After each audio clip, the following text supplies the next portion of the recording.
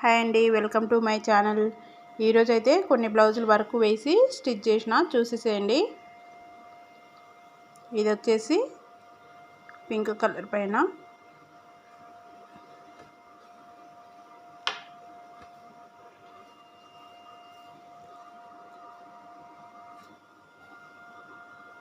Gold and grey colour,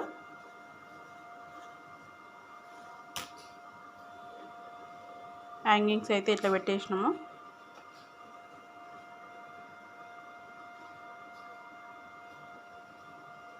pink red mixing colour ఇది.